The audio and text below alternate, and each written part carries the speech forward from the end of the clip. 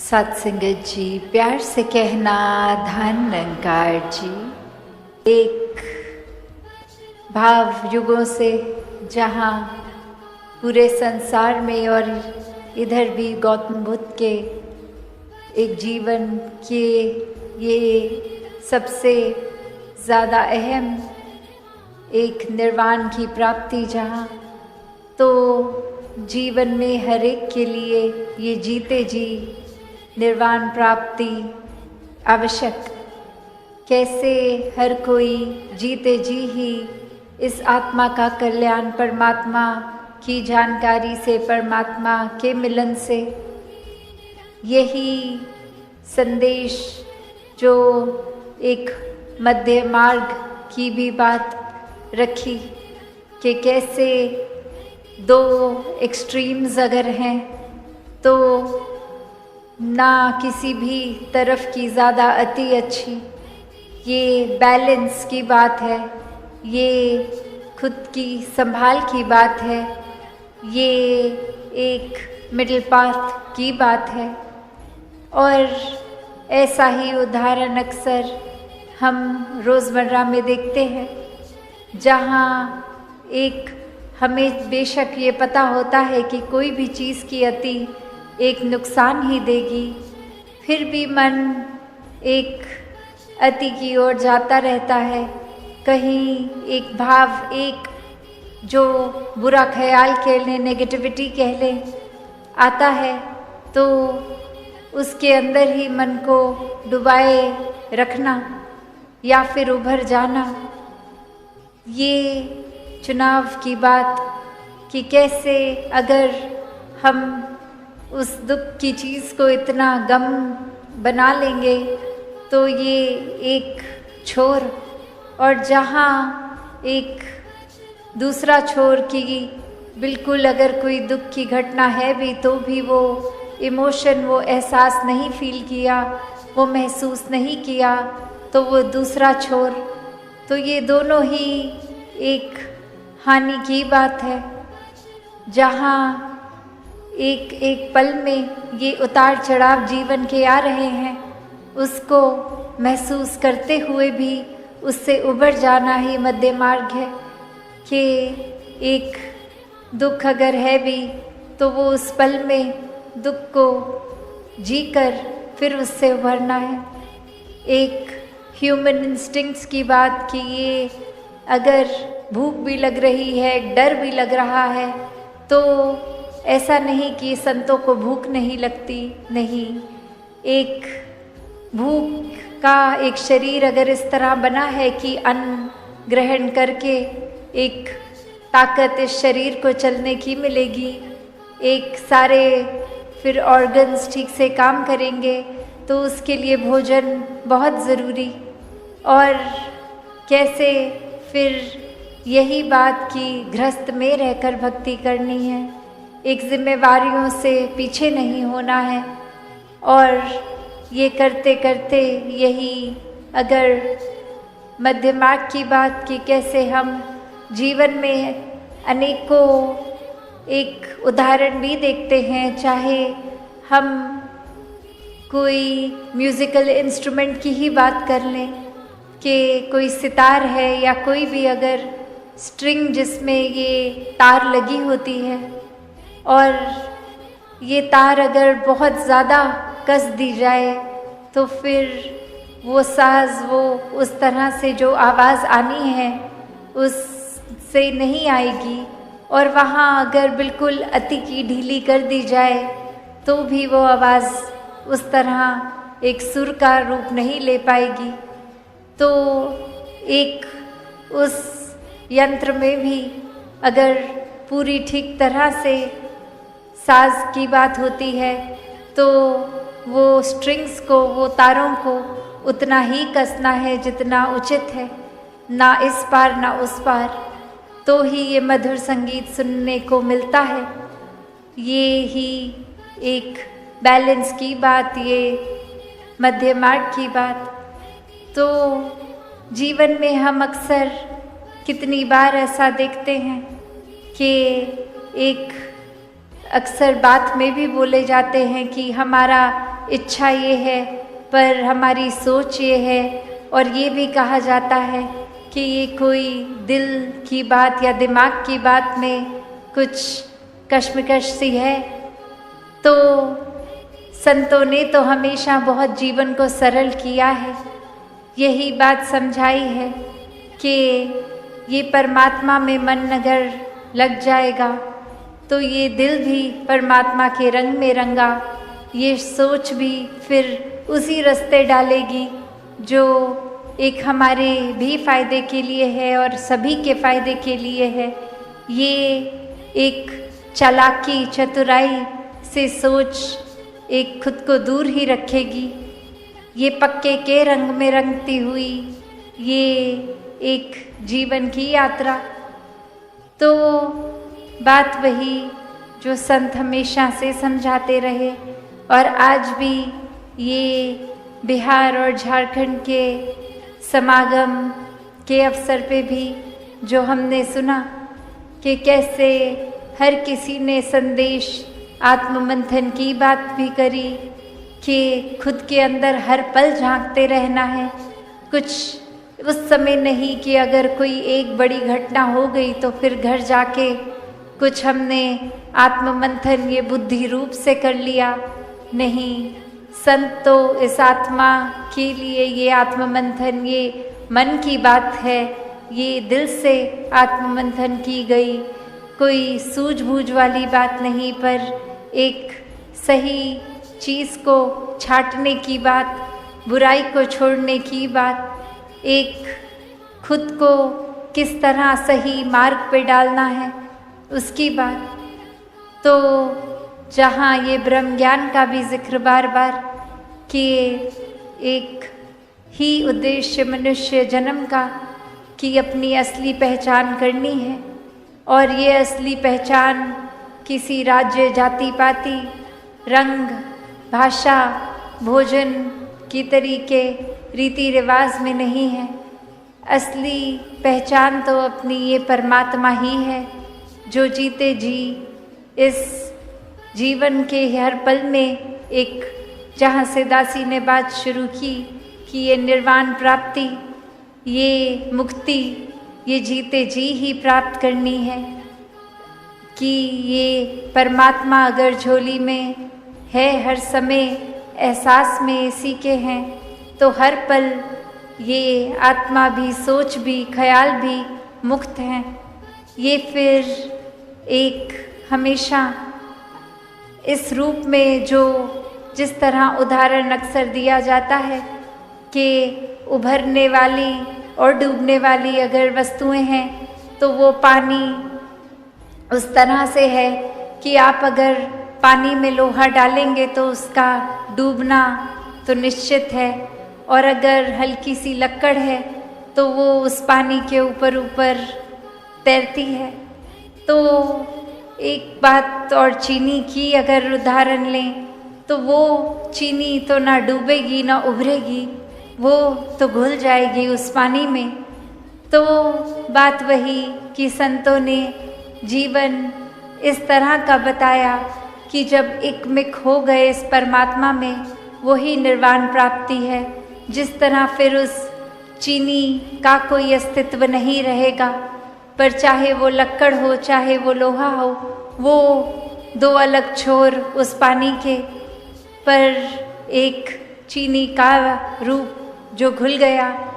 तो फिर उसी तरह हर पल परमात्मा में रंगा हुआ मन भी, एक कर्म कुछ भी कर रहे हों, पूरे दिन में जिम्मेवारियां कुछ भी निभा रहे हों, ये मन तो परमात्मा में है।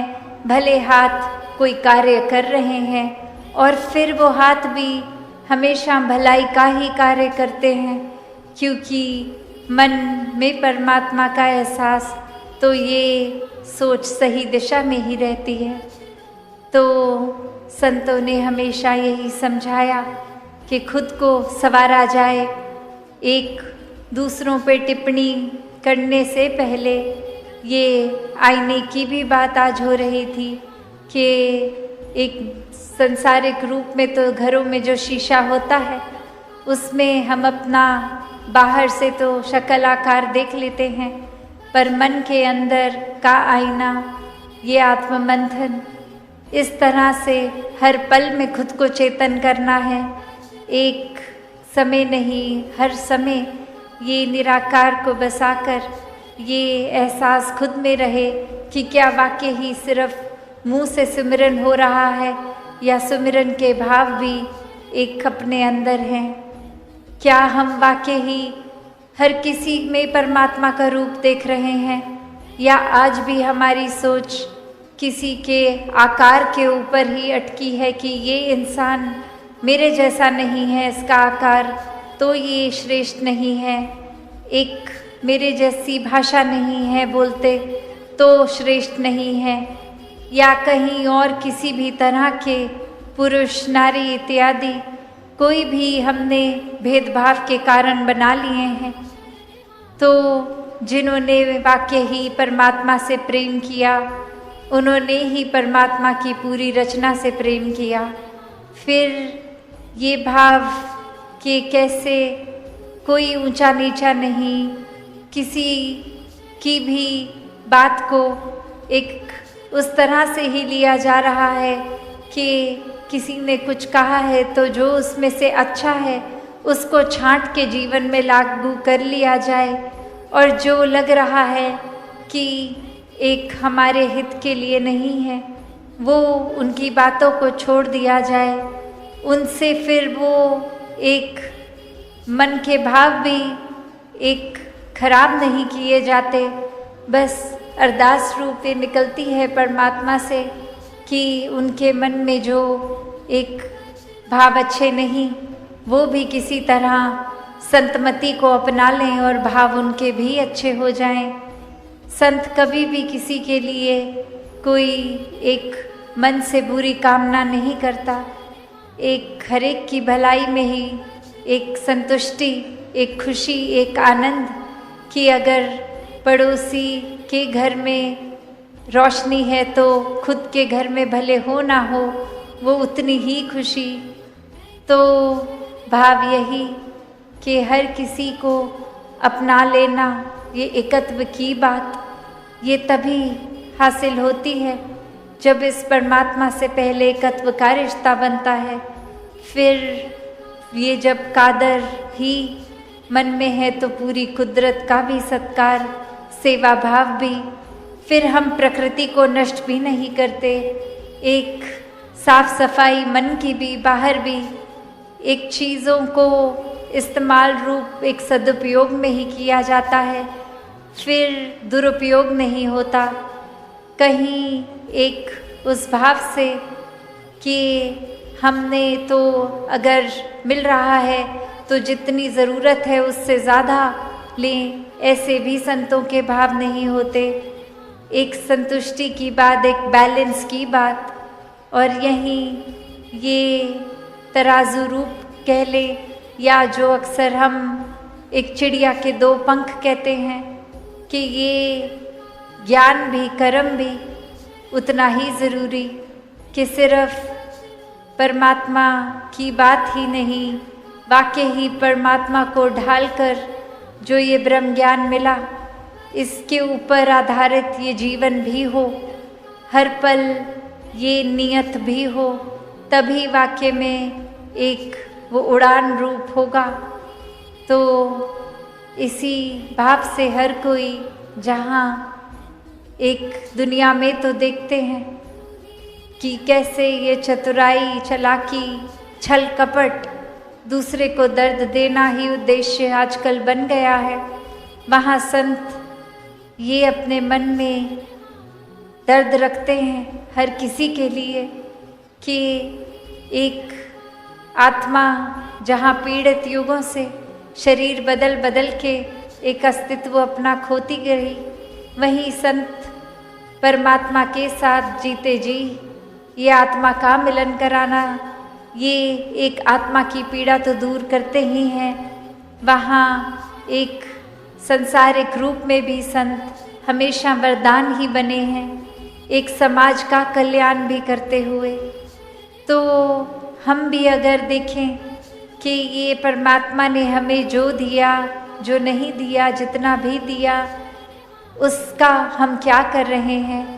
क्या हम सिर्फ उसमें वो अगर कुछ रूप में एक कमाई है, धन है, तो वो भी अगर हम क्या सिर्फ अपने ऊपर ही या परिवार में ही लगा रहे हैं, या मानव कल्याण में भी वो सेवा रूप का भाव है कि किसी और के जीवन में हमारी तरफ से, चाहे तन रूप हो, एक मन रूप, धन रूप, किसी भी तरह से किसी के कल्याण में समर्पित हो पा रहे हैं, या फिर वही ख्याल लालच का भरा हुआ है, एक अकड़ का भरा हुआ है, एक अहम का, अहंकार का भरा हुआ है, एक अपनी संप्रति के एक जुड़ाव इतना कि ये साम्राज्य ही बन गया है, एक घर मकान, एक फैक्ट्री इत्यादि,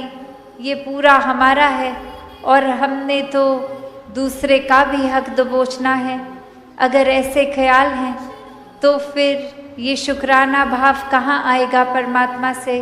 उल्टा जो मिला उसका भी दुरुपयोग ही हो गया, क्योंकि एक दूसरे के ये सहायता रूप नहीं, ये सेवा का भाव, ये तो और ज़्यादा ज़रूरी एक भाव होना मन में कि एक मदद नहीं कर रहे किसी की भी, ये तो समर्पित हैं हमारा मन जो दूसरों के लिए किसी रूप में काम आ सके। तो क्योंकि ये निराकार दातार परमात्मा ने ही कुछ दिया तो हम आगे कुछ कर पा रहे हैं।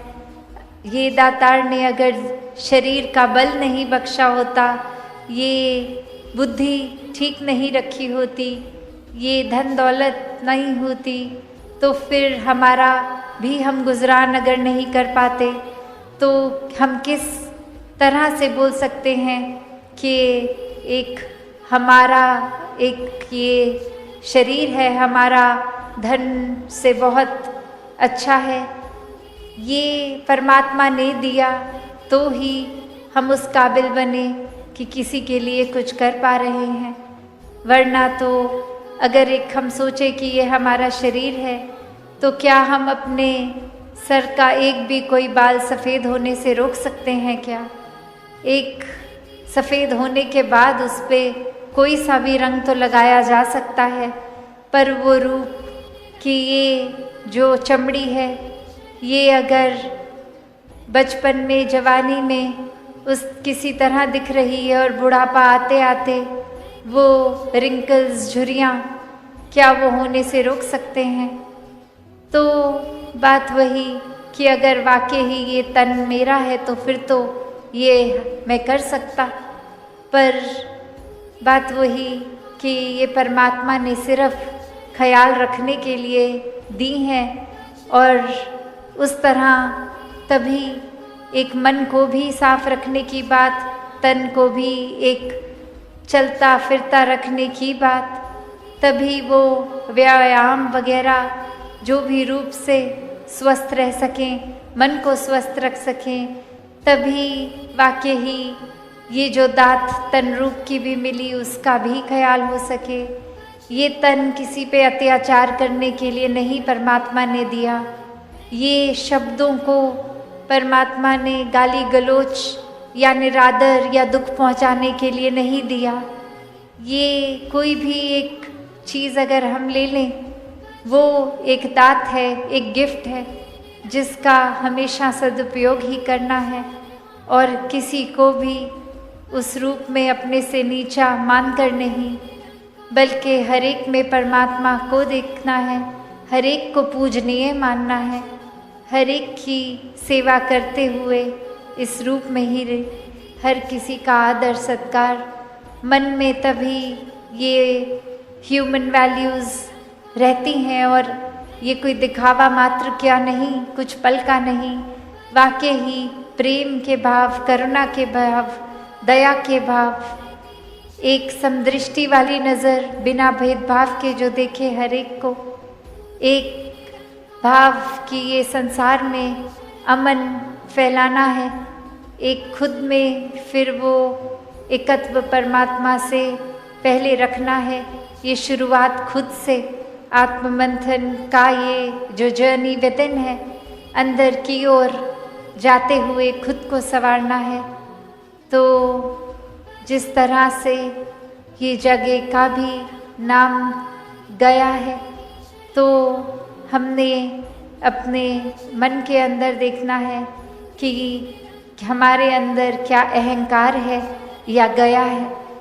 तो अहंकार को हमेशा एक अपने अंदर स्थान नहीं देना, और ये संभव है ऐसा करना, वरना अक्सर तो ये सूक्ष्म रूप भी अहंकार का हमें पता नहीं लगता कि आज अगर 2-4 लोगों ने वाहवाही कर दी और हमारी सोच ने खुद को इतना श्रेष्ठ मान लिया, अब हर जगह अगर ऐसा है तो कैसे खुद को एक ग्राउंडेड रख सकें, एक खुद को अपनी जड़ों के पास रखें।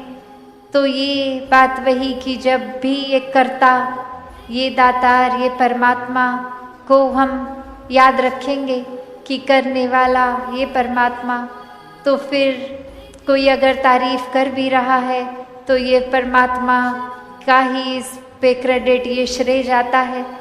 तो फिर हर चीज़ से हम अहंकार रहित भी हो सकते हैं। तो भाव यही कि हर कोई जहाँ मानवीय गुणों से युक्त होकर जीवन जी सकता है, एक जीते जी मुक्ति प्राप्त कर सकता है, ऐसा जीवन जो वाकई ही वरदान रूप का जीवन है, भक्ति में हर पल है, ऐसा जीवन हर किसी के हिस्से आ सकता है। तो हर कोई जहाँ जीते जी इस ब्रह्म ज्ञान को प्राप्त करके जीवन को जीने का एक पूर्णता से ये सलीका ले ले, वहीं हर पल ब्रह्म ज्ञान से परमात्मा को याद रखते हुए हर पल में आनंद, कण कण से कुछ न कुछ सीखने की ये जिज्ञासा रूप और एक शिक्षाएं चहु ओर, ये सत्संग की महत्वता कि संतों ने तो सिखाना ही अच्छा है, वो सीखते हुए जीवन को आगे बढ़ाएं, सेवा रूप समर्पित होकर, सुमिरन रूप सिर्फ बोली से नहीं भाव से ये परमात्मा से अपनी लिव और जुड़नी और गहरी करनी। तो ऐसा जीवन हर किसी के हिस्से आए। आज सत्संग में वो भाव सुनने को जो हमेशा हर एक ने भक्तों से सुने हैं कि अपने जीवन को महत्वपूर्ण बनाना है तो वाकई ही इस सच्चाई से जुड़ना होगा। इस संसार की चीज़ों से उस तरह जो आज किसी रूप में है कल रूप बदल लेंगी, ये तो मिथ्या रूप, माया रूप, और अटल सच्चाई तो बस एक ही, ये परमात्मा। तो इस मिथ्या रूपी संसार में रहना तो है, गुजरान तो करना है, अब जन्म मिला है तो बखूबी जीवन तो जीना है। ये जो साधन हैं संसारिक रूप, ये घर समाज का सुख, वो तो एक रिस्पॉन्सिबिलिटीज निभानी है, पर साथ ही जो हमेशा से भक्तों ने समझाया कि इस समाज से भाग के नहीं, समाज का, घर परिवार का हिस्सा बन के भक्ति करनी है। कैसे हर समय इस परमात्मा को देखकर जिया जा सकता है भक्ति में, और हर एक ने यही समझाया। कोई भी धर्म ग्रंथ खोल के देख लें कि बात जब भी ये हुई है कि जीवन मिला है तो यही हुई है कि इस इंसानी शरीर में ये आत्मा रूप, इसको सैल्वेशन, मुक्ति ये मिल सकती है, जीते जी मिल सकती है।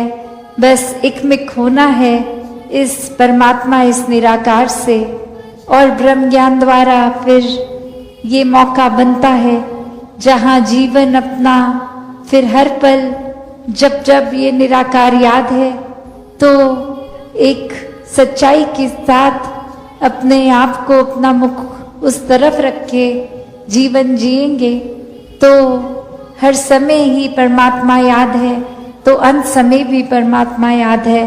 और फिर ये मुक्ति की बात की जीते जी भी फिर मुक्ति ही है, तो अंत में भी मुक्ति है।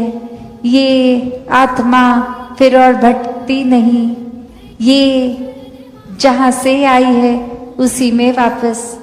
और अभी जो दशहरे का भी जिक्र हो रहा है कि कैसे एक जब भी हम देखते हैं तो ये दशहरे में जो रावण का पुतला होता है और वो 10 सर का सिंबॉलिक रूप कि वैसे तो अगर देखा जाए तो एक इंसान का एक ही सर है, तो रावण के इतने सर जो लगा देते हैं, तो एक तो अगर इंटरप्रिटेशन जो अक्सर की जाती है वो यही कि इतनी बुद्धि, इतने ज्ञान, अलग अलग तरहों का ये जो रावण में था, और फिर भी सिर्फ इस परमात्मा से मुख दूर किया, तो इतनी सियानपता, इतनी बुद्धि भी किसी काम की नहीं रही। पर दूसरी ओर अगर हम अपनी जीवन से वो रिलेट करें, वो 10 सर, तो बात वही कि इंसान आज कैसे एक मुंह पर दूसरा चेहरा, दूसरे चेहरे पे तीसरा चेहरा लगाए। एक ये जो मास्क की बात आती है कि असल चेहरा क्या है इंसान का, ये जानवर भी है, फरिश्ता भी है, ये जो रूप अलग अलग कि अभी तो किसी का मित्र और अभी अपने मित्र का दुश्मन, तो कैसे ये चेहरे इस इंसान के ही हैं। तो अगर वही बात रही कि ये असल चेहरा, असल रूप, असल आइडेंटिटी ही क्या है, जिन्होंने इस परमात्मा की ओर मुख किया, उनके ये सारे बंधन, ये सारे मांस के चेहरे खुद ब खुद उठ जाते हैं। सिर्फ एक ही रहता है और वो एक ही परमात्मा। फिर वही अवस्था जो अक्सर हम भजनों में सुनते हैं, किसी भी युग के भजन हो, आजकल के या पुराने, तो बात यही आती है कि ये प्रेम के रंग में ऐसी डूबी, बन गया एक ही रूप। तो बात वही कि ये एकमिक अवस्था, फिर ये मैं इस तू में ही मिल गया, ये हर जगह जो ये है कि ये फिर चहों और ये रांझा ही है, फिर हीर की एक हस्ती खत्म, एक ही बन गया, वो एक ही चेहरा है, वो एक ही मन है, वो एक ही प्यार है। तो यहाँ डुअलिटी का भाव भी खत्म, यहाँ सिर्फ एक ही है, इस एक से ही जुड़ना है। और ये नकाब, ये सर जितने हमारे रहेंगे, चाहे हमने कभी अहंकार का सर लगा लिया, कभी हमने एक सयानप तक का लगा लिया, कभी चतुराई का, कभी कनिंगनेस का, कभी नाइव भी हो गए कि एक बाहर से कुछ, अंदर से कुछ, एक अनेकों चेहरे लगा लेंगे। तो बात वही कि एक स्पिरिचुअल लेवल तो छोड़ो, एक सोसाइटल लेवल, एक घर परिवार की ही बात है, तो ही अक्सर सुनने में आता है कि घर के ही वो कुछ चुनिंदा एक व्यक्ति, एक मेंबर्स।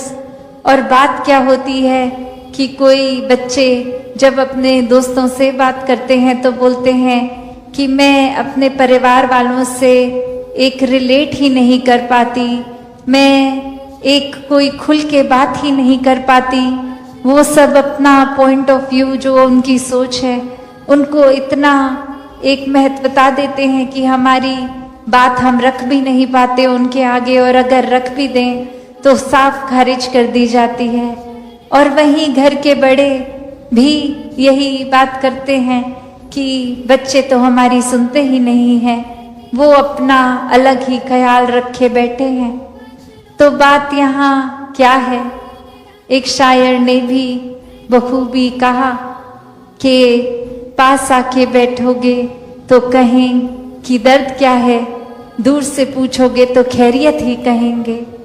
कि ये एक बात की हम अगर उदाहरण ये भी देखें तो हम इतने मैकेनिकल हो गए हैं कि फोन उठाते ही एक हेलो शब्द बोल रहे हैं। ये किसी ने कभी सोचा भी नहीं या सोचा कि ये हेलो की जरूरत ही क्या है। एक ऑटो पायलट में मुंह पे चढ़ा ही हुआ है शब्द फोन उठा के।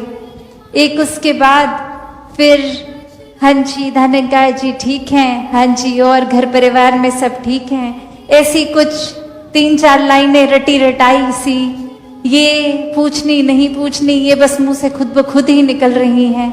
और उसके बाद जाके कहीं एक अक्सर वही बात कि वैसे किसी का खैरियत पूछने का ख्याल उस वजह से तो शायद फोन नहीं किया होगा, शायद हमें अपना ही कोई काम होगा उनसे। फिर आते हैं उस काम की बात पे, तो बात वही कि ये जैसे शायर की बात थी कि हम अक्सर एक ऊपरी रूप में हर एक से उनकी खैरियत तो पूछ लेते हैं, पर क्या हम वाकई ही चाहते हैं कि खैरियत हो? और अगर नहीं भी है, कोई मसला है उनके अंदर, तो क्या हमारा भाव वाकई ही अपना समय देकर उनके मन पे जो भी बोझ है वो इस निराकार का आसरा लेके वो बोझ हटाने का है भी, कि बस एक मन में किसी ने अपनी थोड़ी सी तकलीफ क्या शेयर कर दी, वो आता है अगला, अब हमारा इतना समय ले रहा है, एक हमें कहीं जाना भी है, हमने देर हो रही है, और ये एक ही बात को आधा घंटा बार बार रिपीट करी जा रहे हैं। अब कैसे बोला जाए कि बस हो गई, हमने सुन ली आपकी तकलीफ, अब जाने दीजिए। तो क्या भाव ऐसे मन में चल रहे हैं? तो बात वही कि एक वाक्य ही सिर्फ महापुरुष शब्द लगने से नहीं, ये अंदर से तहसीर भी एक संतों वाली करनी है।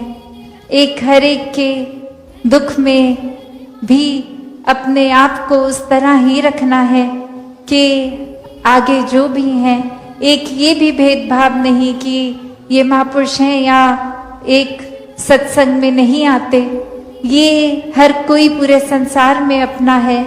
खुद को जब हम इस निराकार के प्रति समर्पित करते हैं तो निराकार की बनाई हर एक चीज के प्रति, हर एक इंसान के प्रति फिर वो सेवा भाव, ये समर्पित भाव है।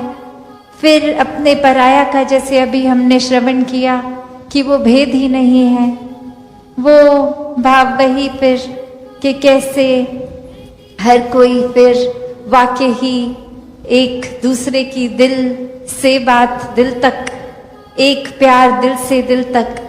और फिर यही कि फिर वो शायर को इस तरह नहीं कहना पड़ेगा, क्योंकि एक वो रूप ही जो दूर से पूछने का और पास से पूछने का ये रहा ही नहीं, कि फिर ये फर्क नहीं पड़ता कि कोई हमारा एक मित्र मीलों दूर कहीं बैठा है या बिल्कुल साथ वाली कुर्सी पे।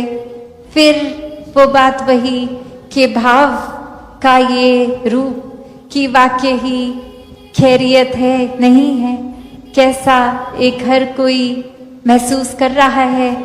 और संत तो सबसे बड़े दोस्त होते हैं, क्योंकि ये दोस्ती तो फिर इस निराकार से ही कराते हैं।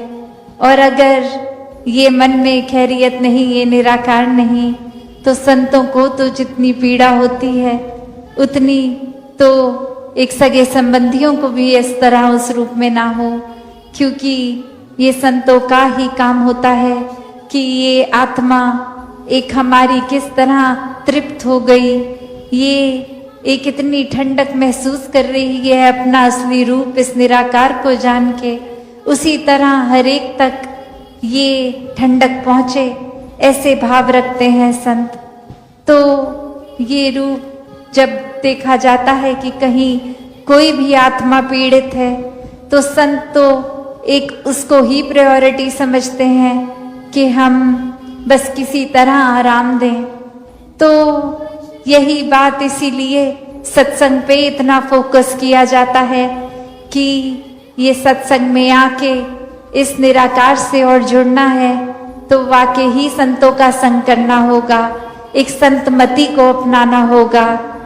तो इस तरह जीवन जीने का तरीका भक्तों ने जो समझाया उसी तरह जीते जाएं, एक अपने पराये का फर्क मिटा के, दिलों से दूरियां मिटा के, इस परमात्मा के साथ एकमिक होके।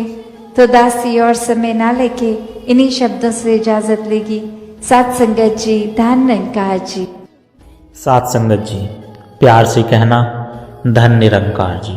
साथ संगत जी, आपके गुरु में यह 10 लक्षण होने बहुत जरूरी है। और साथ संगत जी, कौन से है वह 10 लक्षण, चलिए जानते हैं इस विचार के माध्यम से। साथ संगत जी, आप सभी अलग अलग धर्म के संप्रदाय के हो, लेकिन हमारे साथ सहयोग दे रहे हैं और आगे बढ़ रहे हैं आध्यात्मिक मार्ग में, इसलिए आप सभी का बहुत बहुत धन्यवाद। और साथ संगत जी, हमारे व्यूअर्स को भी बहुत बहुत धन्यवाद। ठीक है, आज गुरु के ऊपर बात करते हैं। गुरु गोविंद, दो खड़े काके लागू पाए, बलिहारी गुरु आपने गोविंद दियो बताई। यह पंक्ति कबीर साहब की है। रूहानी जगत में पूर्ण गुरु को परमात्मा का दर्जा दिया गया है, क्योंकि साथ संगत जी, गुरु ही वह कड़ी है जिससे आत्मज्ञान प्राप्त होता है। मैं आपको ऐसी 10 पहचान बताने जा रहा हूं जो आपको एक सच्चे गुरु की पहचान करवाने में सहायक होगी। धर्म, ग्रंथ और संतों की वाणी इस बात का उल्लेख करती है कि सच्चा और पूर्ण गुरु कैसा होना चाहिए।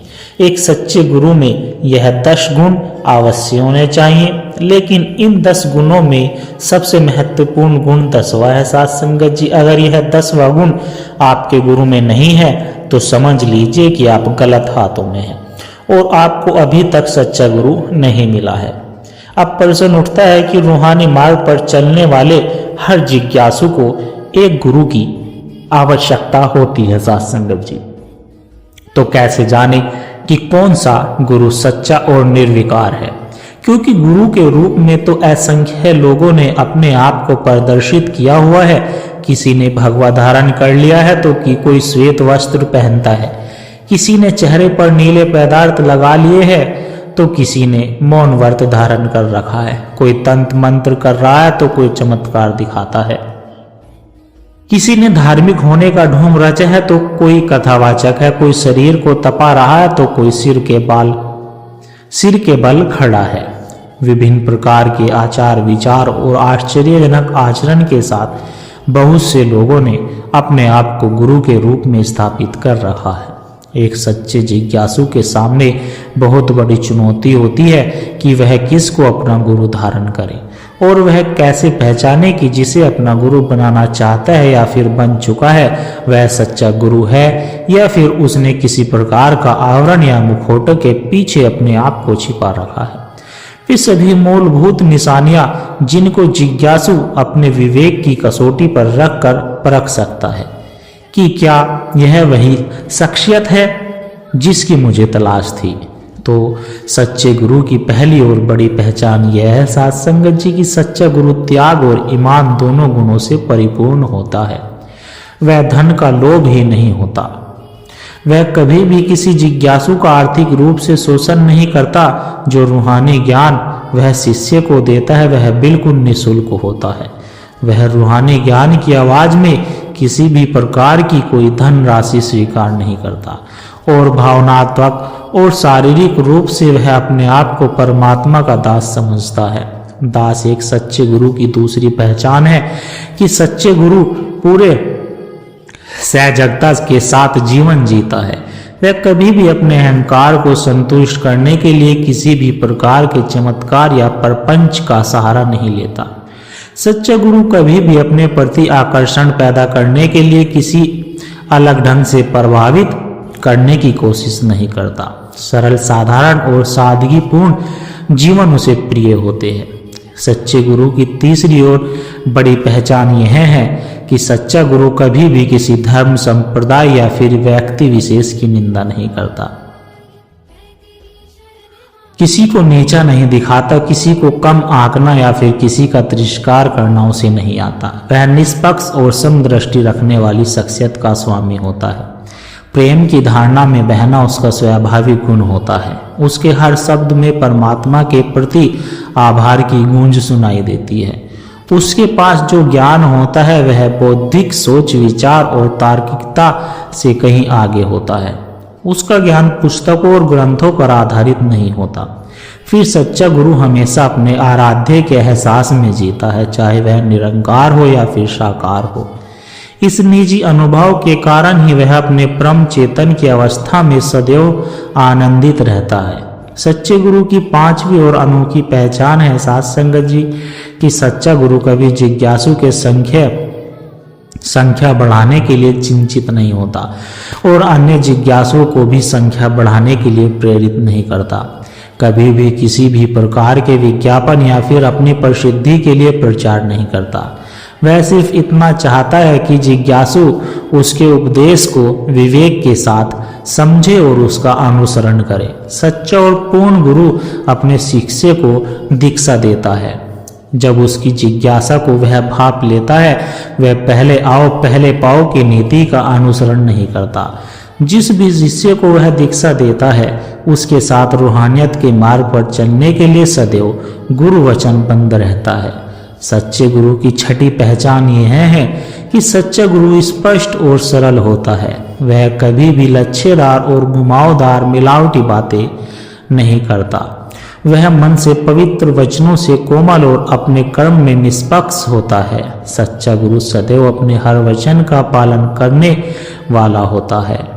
उसकी कथनी करनी और रहने में किसी भी प्रकार का अंतर या नकारात्मक देखने को नहीं मिलती।